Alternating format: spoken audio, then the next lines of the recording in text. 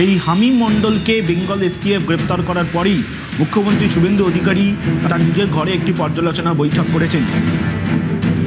It's a very sensitive issue, এটা international কানেকশনের বিষয় আছে। এই ভয়ঙ্কর, তার মানে এই যে দীর্ঘ বহু বছর ধরে এই পশ্চিম বাংলাটা জঙ্গিদের একটা আস্তানা হয়ে উঠেছে।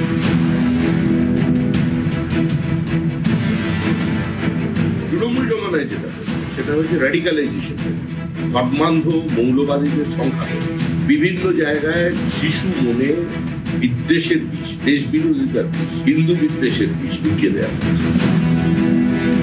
এই পশ্চিম বাংলা জেহাদিদের সব থেকে সেফ প্লেস ছিল। আওয়ার এমওএস উমেশ রায় অলসো এই স্ক্যানারের মধ্যে ছিল, বাকিটা আমি বলছি। It's a very sensitive issue. এরা দাবা করছে যে তারা নাকি সিএমকে মেরে দেবে, তার সহযোগীকে মেরেছিল, আমাকে থ্রেট করেছে। আমরা এটা সার্বজনিকভাবে বলিনি, কিন্তু আমরা এর বিরুদ্ধে আমাদের পুলিশ প্রশাসন লেগেছিল।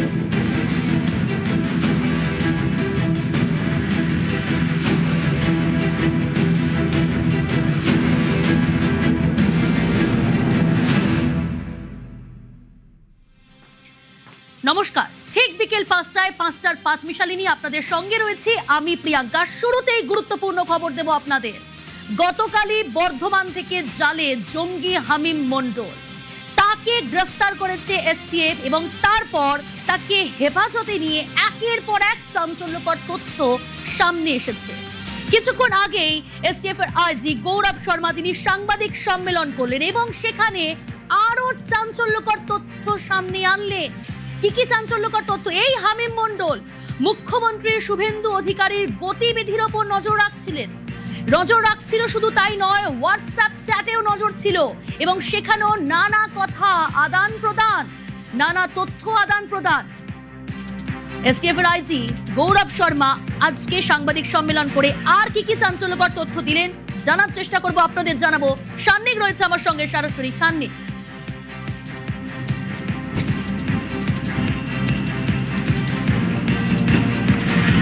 দেখো প্রিয়াঙ্কা, একদিকে মুখ্যমন্ত্রীর গতিবিধির ওপর নজর রাখা এবং সেই তথ্য, তার মধ্যে মুখ্যমন্ত্রী কোথায় তার সিকিউরিটি লুজ থাকে, সেই সমস্ত সেন্সিটিভ তথ্য পাচারের অভিযোগ আগেই আমরা সামনে এনেছিলাম, সেই তথ্য আগেই আমরা পেয়েছিলাম। আজকে এসটিএফ এর আইজি গৌরব শর্মা তিনি যে সাংবাদিক সম্মেলন করলেন সেখানে তিনি যেমন এই বিষয়টাও জানালেন, পাশাপাশি বেশ কিছু চাঞ্চল্যকর তথ্য যেটা এই তদন্তে নেমে তারা জানতে পেরেছেন সেই বিষয়টাও তারা জানালেন। যার মধ্যে অত্যন্ত গুরুত্বপূর্ণ, সম্প্রতি যে ছাত্র আন্দোলন দিল্লির যন্তর মন্তরে হলো, সেখানে পুলিশের পোশাক পরে নাশকতার ছক ছিল তাদের, তেমন একটা ইঙ্গিতও কিন্তু তদন্তকারীরা পেয়েছেন। যে হ্যান্ডেলগুলো মূলত তাদেরকে নিয়ন্ত্রণ করত, যেখান থেকে একেবারে কোট আনকোট টাস্ক দেয়া হতো তাদেরকে, সেই হ্যান্ডেলগুলোর তরফেই তাদের কাছে পুলিশের পোশাক জোগাড় করার নির্দেশ এসেছিল এবং যন্তর মন্তরে সেক্ষেত্রে কোনো একটা প্ল্যানিং তাদের ছিল, যেটা নাশকতার প্ল্যানিং, সেইটা কিন্তু তদন্তকারীরা আঁচ পেয়েছেন। যদিও কতজন এর পেছনে গোটা বিষয় জড়িত সেই সমস্ত বিষয় তদন্ত চলছে। অর্পিতাকে কিভাবে হামিম এই গোটা প্রক্রিয়ার সঙ্গে নিল সেইটা সম্পর্কে যেমনটা তদন্তকারীরা জানাচ্ছেন, প্রায় 4 বছর ধরে অর্পিতা এবং হামিমের সম্পর্ক ছিল। মূলত সোশ্যাল মিডিয়ায় তাদের পরিচয়, সোশ্যাল মিডিয়াতে পরিচয় হলেও আস্তে আস্তে তাদের যখন ঘনিষ্ঠতা বাড়ে, হামিমই মূলত অর্পিতাকে তাদের এই সমস্ত কর্মকাণ্ডে যুক্ত করে।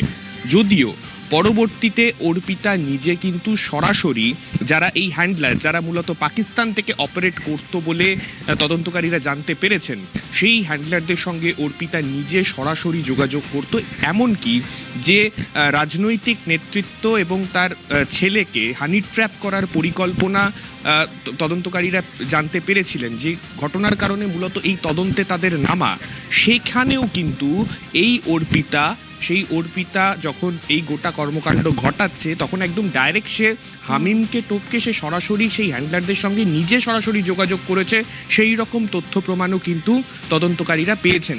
পাশাপাশি এই তদন্ত যখন একদিকে চলছে, কিভাবে মূলত সেই হ্যান্ডলারদের সঙ্গে যোগাযোগ করা হতো সেই বিষয়টা নিয়ে কিন্তু তদন্তকারীরা জানাচ্ছেন। বিভিন্ন এনক্রিপ্টেড মেসেজিং অ্যাপ তারা ব্যবহার করত এবং পাশাপাশি প্রথমত ইনস্টাগ্রামের বেশ কিছু র্যাডিক্যাল গ্রুপ, সেই গ্রুপগুলো থেকেই মূলত এই এক জায়গায় তাদের হওয়া তেমনটাই কিন্তু তদন্তকারীরা জানতে পেরেছেন।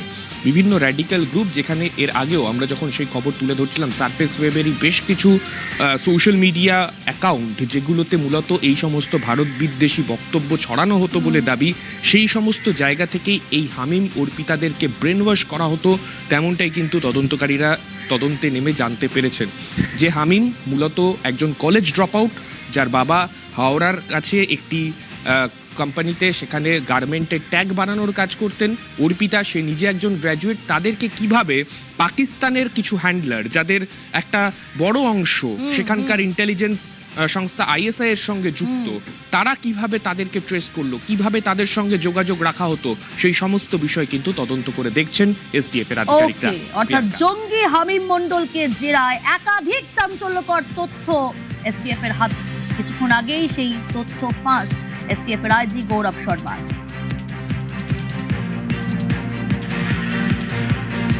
এখনো পর্যন্ত যে আমাদের তদন্ত মধ্যে জানতে পেরেছি, কয়েকটা সিরিয়াস রেভেলেশনস আমাদের সামনে এসছে। আমাদের যে অনারেবল চিফ মিনিস্টার আছেন রাজ্যের, ওনাকেও টার্গেট করার এর মধ্যে প্ল্যানিং ছিল। আমরা দেখলাম কি কমিউনিকেশন প্যাটার্ন মধ্যে আমরা জানতে পারলাম কি হামিম মন্ডলকে টাস্ক দেওয়া হয়েছিল কি ওনার কিছু মুভমেন্টস স্টাডি করতে এবং কিছু যদি আনগার্ডেড টার্গেটেড যেখানে হতে পারে সেই মুভমেন্টসগুলো রিভিল করতে। আর এর উপরে আমরা একটা কমিউনিকেশন প্যাটার্ন দেখলাম। और साथे साथे আমরা এটাও দেখলাম দিল্লিতে যে আমাদের যে যন্তর মন্তরে যে রিসেন্টলি স্টুডেন্ট প্রোটেস্ট হলো, সেখানে দে ওয়ার আস্কিং হিম কি ও পুলিশ ইউনিফর্ম কোনো মতো অ্যারেঞ্জ করে ওখানে গিয়ে একটা কোনো নাশকতার একটা প্ল্যানিং ছিল, কোনো একটা ডিস্টারবেন্স ক্রিয়েট করার প্ল্যানিং ছিল। তার ছাড়াও আমরা দেখলাম কি কয়েকটা আরও এদের প্ল্যানিং মধ্যে ছিল, যের মধ্যে কিছু পুলিশ পার্সোনালস, কিছু পলিটিক্যাল পার্সনস और এরকম কিছু টার্গেটসগুলো ঠিক করা হচ্ছে। আর এর মধ্যে এই পুরো র্যাডিক্যাল প্রপাগান্ডা ইনভলভ ছিল, এদের মধ্যে ব্রেন ওয়াশিং ইনভলভ ছিল। গতকালই বর্ধমান থেকে জালে জঙ্গি হামিম মণ্ডল। এসটিএফ গ্রেপ্তার করেছে, একের পর এক জেরা করা হচ্ছে হামিমকে। এই জঙ্গিকে জেরায় একাধিক হ্যান্ডলারের খোঁজ জানালেন এসটিএফ এর আইজি। কয়েকদিন আগে আমাদের কাছে একটা ইন্টেলিজেন্স ইনপুট এসেছিল। আমাদের একজন সিনিয়র পলিটিশিয়ান আছেন হাওড়ার, ওনাকে এক্সটর্ট করার এবং ওনার ছেলেরকে হানি ট্র্যাপ করে কিডন্যাপ করার একটা ছকের আছে, একটা প্ল্যানিং আছে, কোনো একটা অর্গানাইজেশন এর মধ্যে যুক্ত আছে। তো সেই ইনপুটকে ওয়ার্কআউট করার সময় আমরা দেখলাম কি একটা অ্যাক্টিভিটি, সাসপিশিয়াস অ্যাক্টিভিটি দেখলাম। সাহেবগঞ্জ থেকে একটা হ্যান্ডেল আছে, সে এর মধ্যে এঙ্গেজড আছে, তাকে আমরা ট্র্যাক করতে আরম্ভ করলাম। সেই হ্যান্ডেল ছিল অর্পিতা সরকার তার নামে। তো আমরা সেই অ্যাক্টিভিটি ট্র্যাক করলাম, সঙ্গে সঙ্গে লোকাল পুলিশকে অ্যালার্ট করলাম, ওনার সেফটি সিকিউরিটি ইনশোর করা হলো। তারপরে সেই হ্যান্ডেলের অ্যাক্টিভিটির পরিপ্রেক্ষিতে আমরা দেখলাম কি তার অ্যাক্টিভিটি অনেক ক্লোজলি হচ্ছে। একটা ছেলে আছে, তার নাম আছে হামিম মন্ডল। সেই ছেলেটি হাওড়ার পিলখানা থাকতো আগে। আমরা দেখলাম ইদানিং ও বর্ধমানে শিফট হয়েছে। তো আমরা যখন এই অ্যাক্টিভিটিকে পুরোপুরি মনিটর করলাম, তারপরে অন 31st নাইট আমরা হামিম মন্ডলকে আমাদের হেফাজতে নিলাম ফ্রম বর্ধমান রেনেসাঁ রেজিডেন্সি থেকে।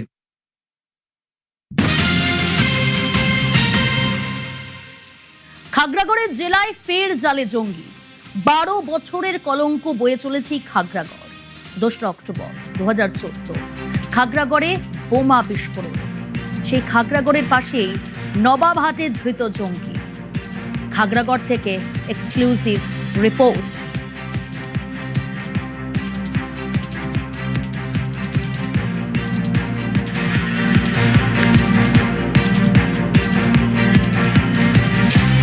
খারাপ লাগে মানে কোথাও গেলাম, ফিরছি যে খাগড়াগড় যাবো, ওই জায়গাটায় যাবেন, এরকম এটা একটা শুনতে খারাপ লাগে। যেমন এটার জন্য স্টেপ নেওয়া হয়েছিল, অ্যারেস্ট করা হয়েছিল, সেরকমই করা উচিত।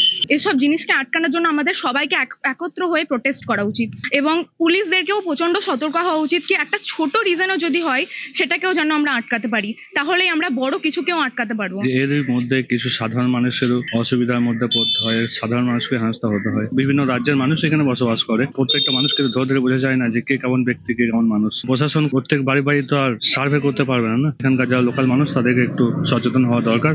বারবার বর্ধমানের সাধারণ মানুষের মধ্যে কিছু মিস্টেক হচ্ছে, তার কারণে এখানকার তারা আসার সুযোগ পাচ্ছে, এখানে থাকার ব্যবস্থা পাচ্ছে। বর্ধমানে বারবার মিলছে জঙ্গি ডেরার হদিশ। খাগড়াগড়ের বাসিন্দারা বলছেন পুলিশ প্রশাসনকে আরো সতর্ক হতে হবে, সচেতন হতে হবে শহরের বাসিন্দাদের। 2014 সালের 2রা অক্টোবর মহাষ্টমীর দিন দুপুরে বর্ধমান বিস্ফোরণ কাণ্ডে কেঁপে উঠেছিল এই এলাকা। এই সেই খাগড়াগড়ের সেই বাড়ি যে বাড়িতে বিস্ফোরণ ঘটেছিল এবং তারপরই সামনে আসে জঙ্গি যোগ। এবং আবারও দেখা গেল বর্ধমানের নবাবহাটে রেনেসা উপনগরীতে জঙ্গির সন্ধান মিলল। সেখান থেকে জঙ্গি একেবারে পাকিস্তানের গুপ্তচর সংস্থার সঙ্গে যুক্ত জঙ্গির হদিশ মিলল। তাই খাগড়াগড়ের বাসিন্দারা বলছেন তাদের এখনো খারাপ লাগে। খাগড়াগড়ের নাম শুনলেই অনেক লোক বিদ্রুপ করে, জঙ্গি যোগের কথা বলে, তখন তাদের খারাপ লাগে। তাই বর্ধমানের বাসিন্দা হিসাবে, এ রাজ্যের বাসিন্দা হিসাবে তারা বলছেন যে পুলিশ প্রশাসনকে আরো সতর্ক হতে হবে, সচেতন হতে হবে বাসিন্দাদের। ক্যামেরায় সন্দীপ পালের সঙ্গে শরদিন্দু ঘোষ, নিউজ 18 বাংলা, খাগড়াগড়, বর্ধমান।